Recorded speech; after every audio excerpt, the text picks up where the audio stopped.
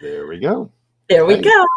we're Hi, getting pretty everybody. damn good at that. We're getting We good. are. We are. We've learned that like when it says like you have 0 time left, there's this lag between when we're actually live and when there's time left. So we just get still and quiet. It's very meditative of us, isn't it, Lenny? Just take a deep breath. Yes. When you watch a lot of baseball, you realize what different players do when they're coming up at bat, and like, there's some players that like step back and take a deep breath, and then there's other players that they wiggle or whatever. There's some that hit the bat on their shoulder. Like everybody has a different practice. Ours is just 2 seconds of total stillness. Yes. And and that's true actually for anything that I do, whether it's a webinar or a meeting or I'm on stage or whatever, right? That I always take that. Okay, because contrary to popular belief, this doesn't actually come naturally to me. I am a INTJ, so I am more introverted than I am extroverted, which most people don't believe. So this actually takes effort for me. What people do believe is that I'm off the charts on the extroversion scale. I am not surprised by that. Yes, Karen, we can tell. We are aware that Yes. like I pretty much when I am by myself, I might as well be asleep because there's like, there are some activities that I do total, and I get into that zone, but I certainly come alive when I'm with people. So yes, I'm that slim. There's an extroverted component of me. I'm more introverted than extroverted, but I do enjoy people.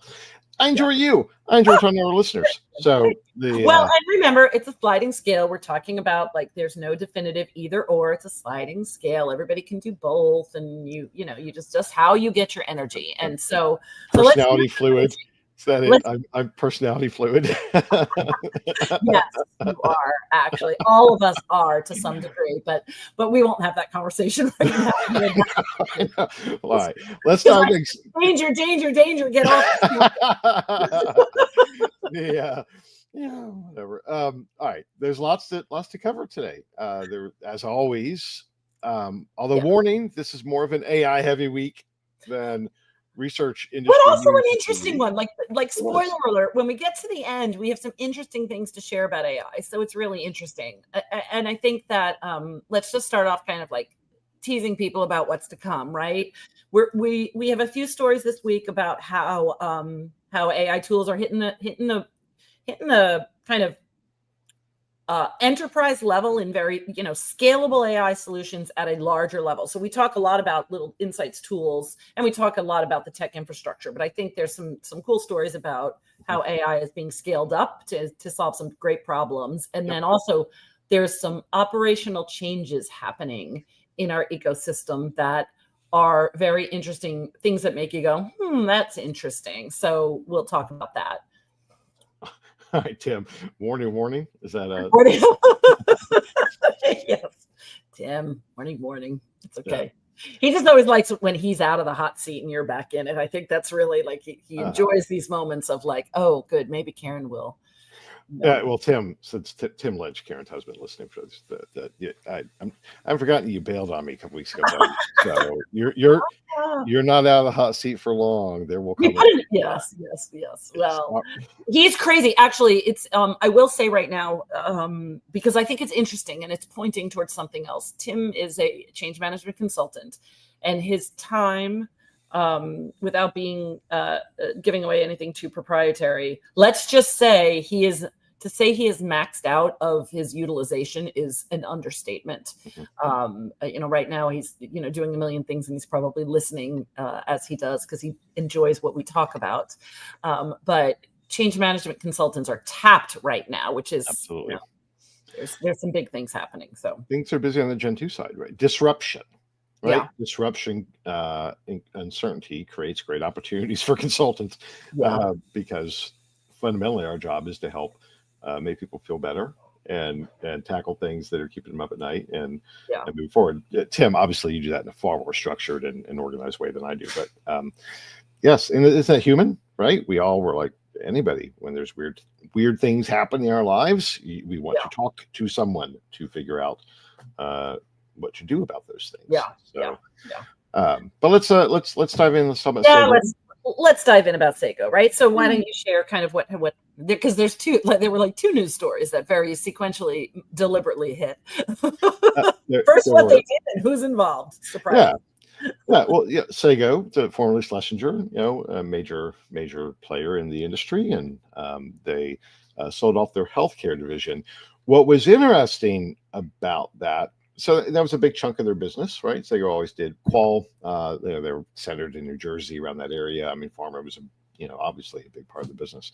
The buyer, private equity backed business that does healthcare training, and I know my first thought looking at that was, where's the synergy there? The synergy was that they wanted the Sago relationships, so they wanted those direct relationships with pharma companies, so they could cross sell, upsell. So an interesting strategy for there. And then the next story, Isaac Rogers, who is president at Sago, is now the CEO of the new Sago Health, going with Med Learning Group. So hats off to all involved. And I think that when Isaac said he was stepping away, and he was like, "Don't worry, you'll all find out soon enough." Then I'm always like, "All right, we know that there's a grandmaster plan here at play, but he's keeping it locked up until the appropriate announcement." So his leadership, obviously, vast industry experience.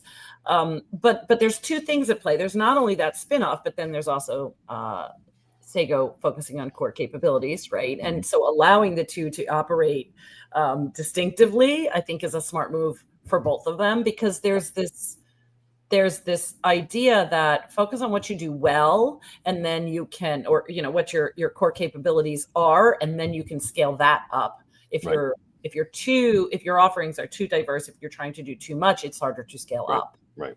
Well, and we've seen this from private equity backed companies of Kantar, selling specific divisions. Nielsen, has done that as well. Lots of companies looking at those things of, hey, this is a great revenue stream. It's a nice, healthy part of the business. But to your point, right, during this period, we need to refocus potentially on where the growth is in the core business. We can't do all things to all people. And it'll be interesting to see how they adapt. Matt Valley just shared that Isaac's also a beekeeper. I did not know that, Matt. Well, I'll have to talk about that. Why aren't we getting honey? Susan just said, indeed, keeper of the bees. I'm like, hold up. I should be getting, I'm just saying, Isaac, the next time you see me. I should be getting like homemade honey or something. He's only a couple hours from me. I'm going to go see him. You should start to be a beekeeper. No, hell no. You didn't hear about what happened like 2 weeks ago when I got stung and had anaphylactic shock? No, sorry. No. No bees for me. Although my neighbor has multiple hives. So anyway, we won't. Well, what's interesting about this health move, I just want to say one other thing about it, and this is a plug to the overarching industry, right? So as you know, Greenbook has had this IAX Health event. We have a robust, kind of healthcare insights expert channel with really some amazing contributors giving us content for it. So we have kind of a great article ecosystem for healthcare, health pharma, health tech, all of that space. We have some great speakers across all of our IAX events that represent big pharma and also health tech companies, small and upcoming startups. From Merck to Oura Ring, at our last one, for example, Sanofi, consumer health to consumer products, all in the health space. Anyway, good stuff. But my point is, we've tabled IAX Health for now, because while the suppliers are like, yes, do it, the pharma companies and the big health brands are like, actually, we're enjoying the IAX Health ecosystem because it's a little bit more substantive for them. They're pulling in from other disciplines and they're enjoying that process. So my request is, if you are on the brand side of the industry, give us that feedback, the exchange@greenbook.org, and say, yes, we do have a strong interest in IIX Health because we will factor that into future planning. But right now, that event's on hold. So, yeah, huge, big, and speaking of industry under disruption, right? I mean, just in so many technology, et cetera. So there's just so many things that are impacting the idea, healthcare. And most to the good. I mean, I think there's lots of interesting new technologies developing that help us take charge. So yeah, I'm sure that will come back. That we will want to focus on that. But that's just me. I just can every now and then. Carly puts up the email address and I plug it in there because I like the idea of people giving us their POV when we talk to them live like this. Yeah. All right, let's move on. Okay, sorry. We have a very active comment section. I know, it's so fun today. It's so funny because the beekeeper. Okay, Tim. I know. My daughter, we were, I was kind of down in the kitchen and I was getting my water and she said, "So how many listeners do you have?" And I was like, I don't know, Gianna, like, I don't have the analytics at the top of my head right now. It's a couple hundred. She goes, "Live or after the fact?" And I was like, why does that sound like it's dripping with the judgment of, of a young woman?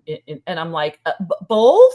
And I was like, I don't know. And she says, well, sometimes Dad tries to join live. I hear him and I hear you echoing in his office. And I'm like, oh my gosh, this is so interesting. Like this whole little like conversation that's happening about this show, and here people are engaging. So I have to go back and tell her, like, lots of people were there live today, Gianna. So absolutely. And we did check metrics recently, and at least like our YouTube channel, all of its properties are growing significantly. One of the CEO series interviews, they checked, like, my team's telling me that we got 30,000 views on that. And is that right? I was like, damn, is that right?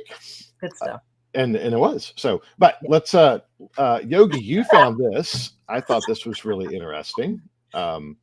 So why don't you tell us about Yogi? So Yogi launched Ask Yogi. It's an AI tool for consumer packaged goods feedback. So I didn't really know anything about Yogi, but you read, I do at least, I'm sure you do too, Lenny. Like, we read these press releases as if it's all brand new. Like, everybody's like, we're doing this now, as if it's all really brand new. So that's one of the things that was interesting to me is, okay, of course, conversational AI, it's been around for a while and lots of people are using it for, extracting data. But first thing that caught my eye, of course, is the published clients here, Microsoft, Liquid IV, Everyman, Jack, Unilever. I'm like, okay, they're building a cool client list right out the gate there, right? And they're taking both structured and unstructured data. So from reviews, social media, customer care logs, and proprietary research. So to your point, they're building this, I want to say moated, but it's that's not necessarily.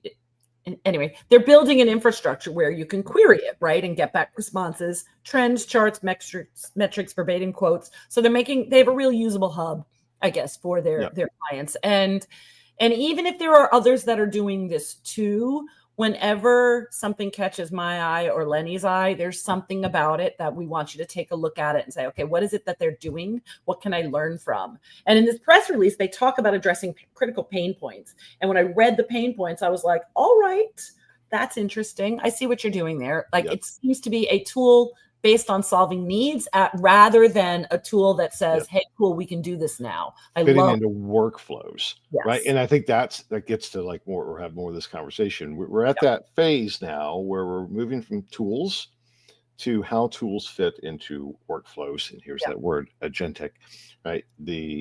And I thought this was a great example of that. That's synthesizing information. It's not just a standalone one use case. They're fitting into a broader category of use cases to leverage information, and is at enterprise scale. I mean, that's where we're getting to. So that was neat. Cool. You share about this one, because I don't know much about thinking. I don't know anything about thinking. So shout out to Yaron Brennan, good longtime friend in the industry. thinqinsights is his and a couple other folks.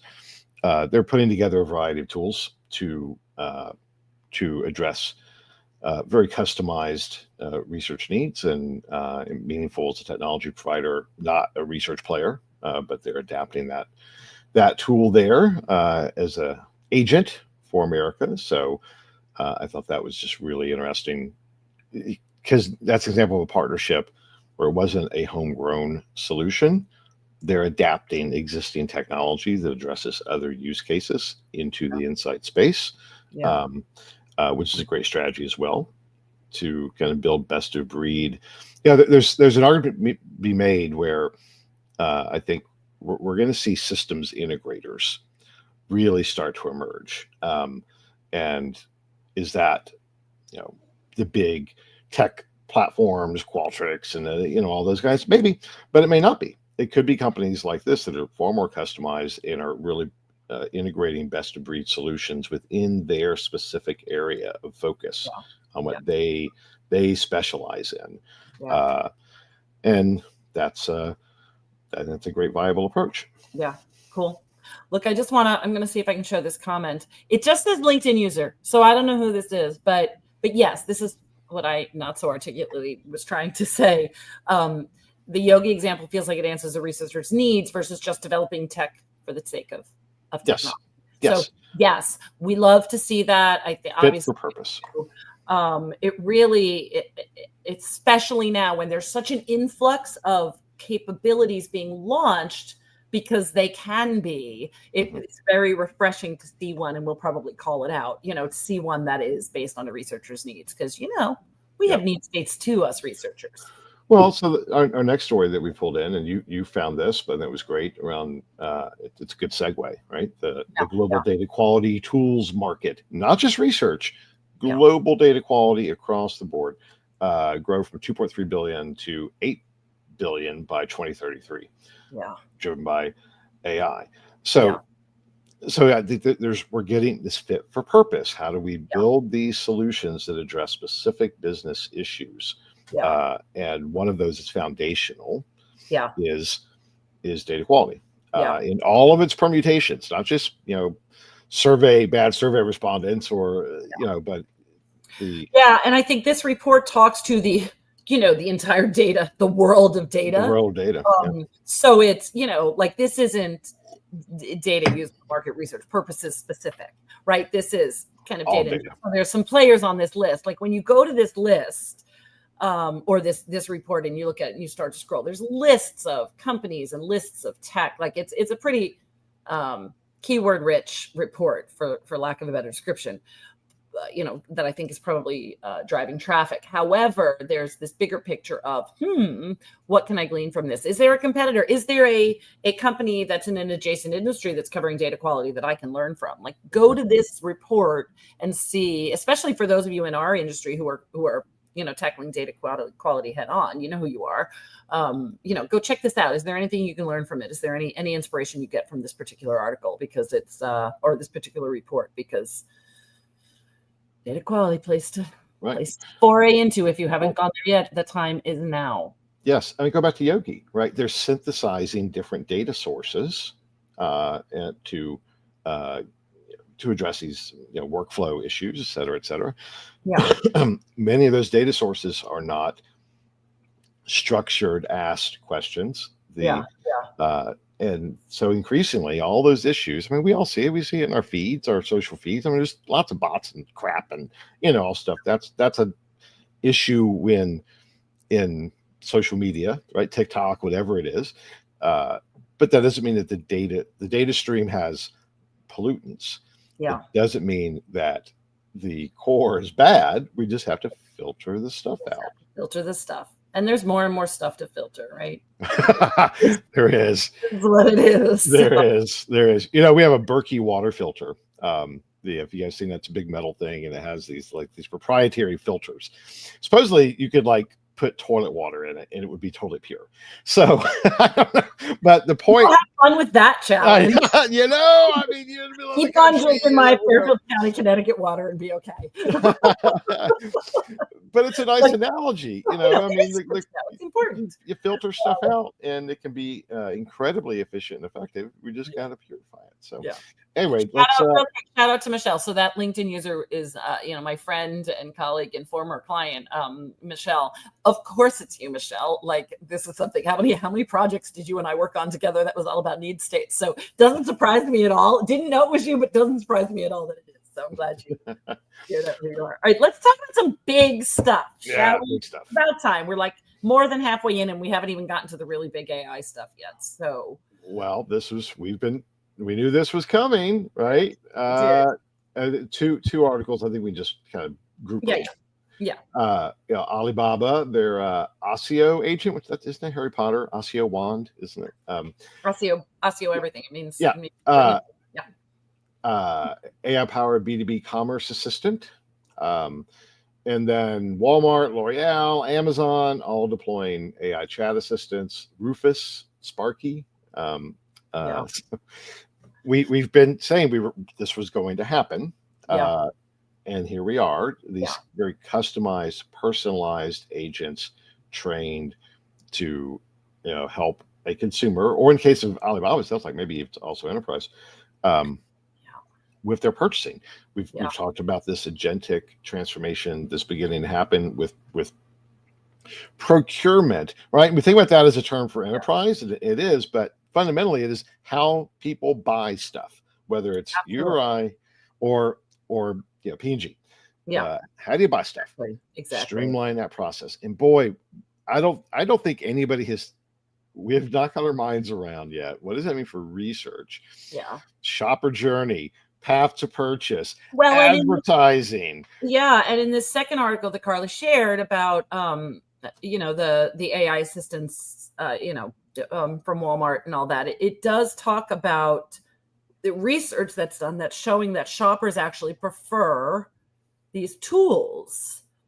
I think it was in that one. Maybe it was in the Alibaba one. But anyway, in any event, shoppers prefer the tools. And I started to sit there and think, like, do we prefer those tools? And I'm like, you know what?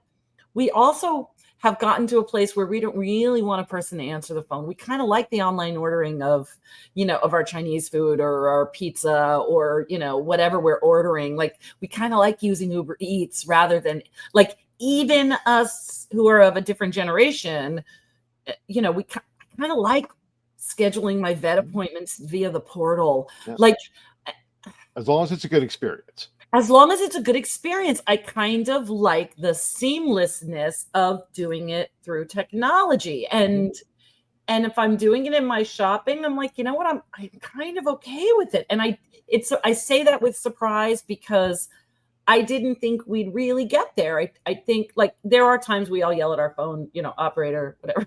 Operator, or whatever. Agent. Of course, in real life, we all hit the zero. Like, anyway, like, of course, there are those times, going back to your point about the experience, but we're getting further. I think we're getting further and further away. And I think it's becoming more and more acceptable for, let the chatbots and the agents take over. I'm good. For there wasn't a lot of great things that came out of the COVID era, but online grocery shopping, that's one of those things we're like, hell yeah, this is great.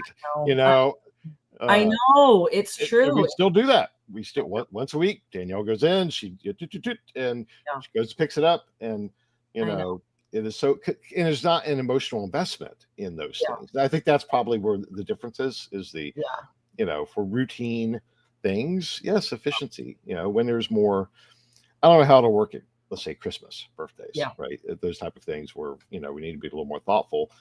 But I still see that it would be incredibly helpful. Help. I'm a bad gift buyer.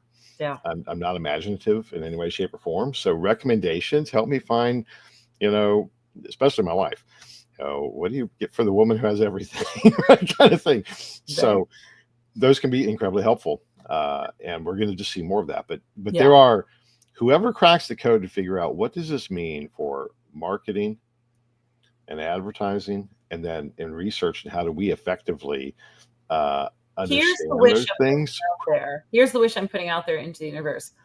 I want Tim and I have separate Amazon accounts, right? Or whatever. I shop different online retail than he does. But come holiday time or my birthday in September, I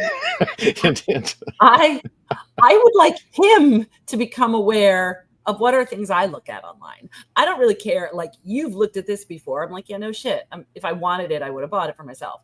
I want him to see, by the way, Karen's been looking at this, blah, blah, blah, whatever, like that's what I want, so that I still get the surprise, but the algorithm has served it up to him as if it's brand new. Like, come on. Why haven't we figured out that yet? I'm sure you can vibe code that this weekend, Karen. Yeah. Well, I'm sure. A recommendation engine.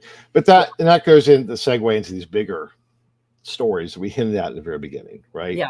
We are moving into, rather than the experimental phase. I mean, there's still plenty of experimentation happening, but I think there is a real refinement of, okay, now let's make these tools do real work, solve real problems, because that's where the path of ROI and adoption will come from, is through addressing just very specific business issues.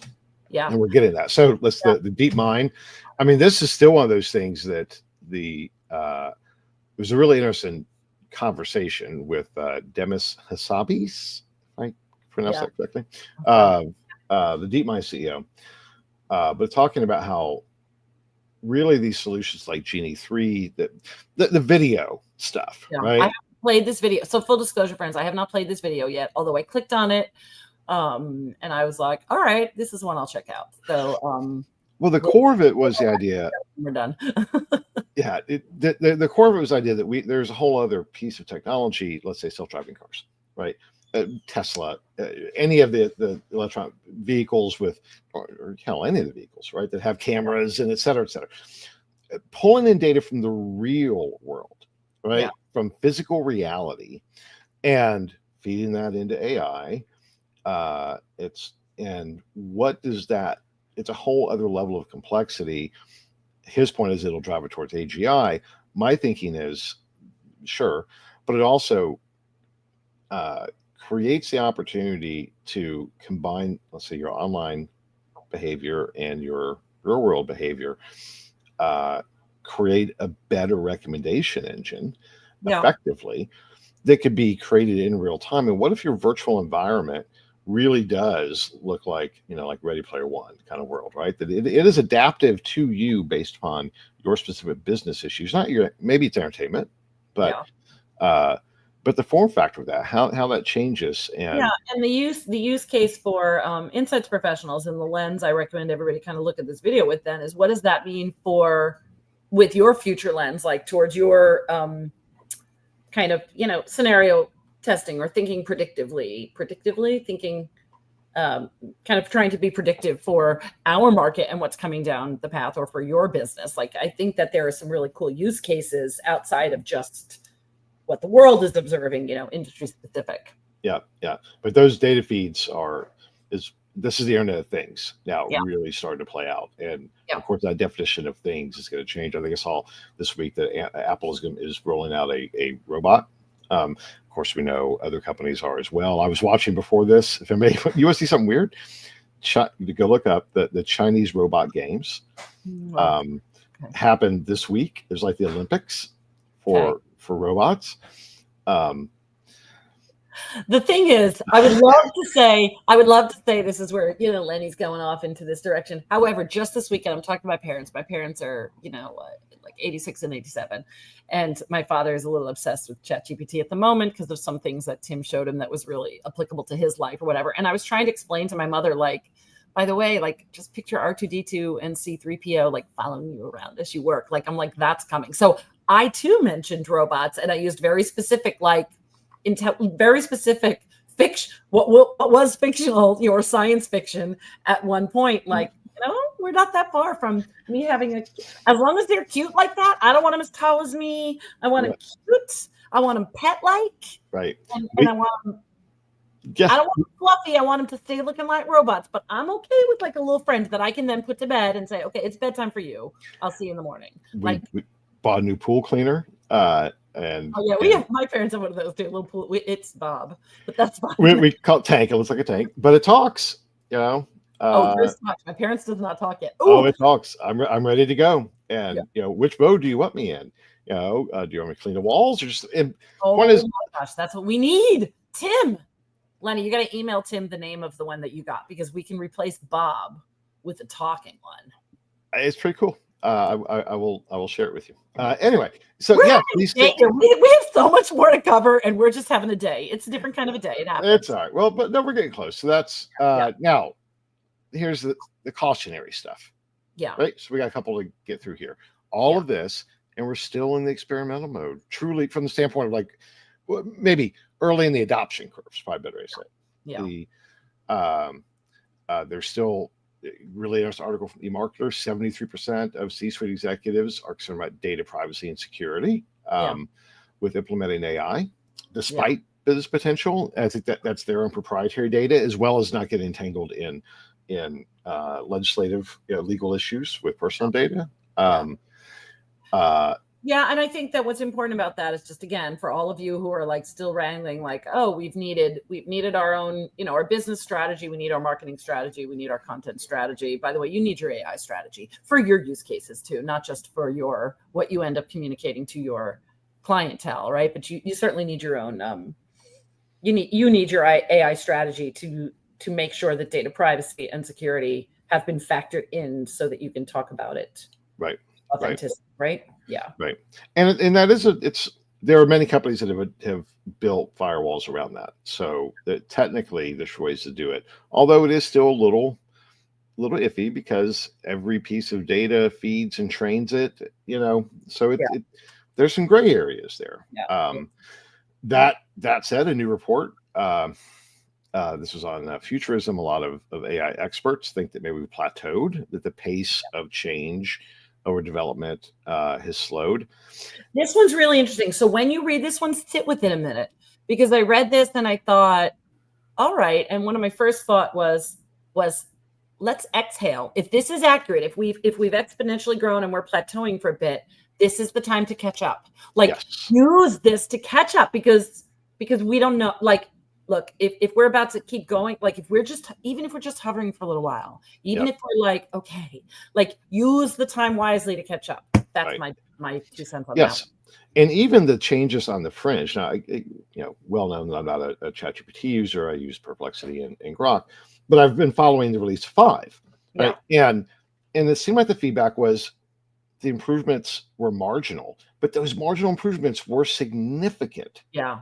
Right? So I had to update my custom GPTs because they all the ones I had created with 4.0 and earlier, that they didn't work anymore. But what I did was when I created a new one just this past week, created a new one, deleted some of the old ones, created a new one, and it is exactly what I needed it for. So, and I'm like, I have no complaints about how this new one is operating. So I think that that's how kind of regular users of that are going to see it, but they have to kind of say, all right, let me make some tweaks and adjustments. Right. So not revelatory, but better.